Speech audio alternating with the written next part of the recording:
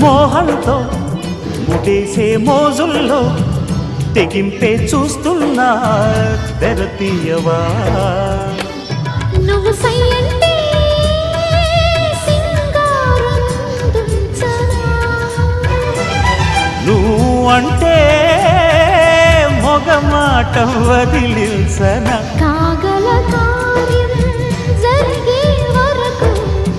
కౌగిలి కోసం ఒకటే పరుగు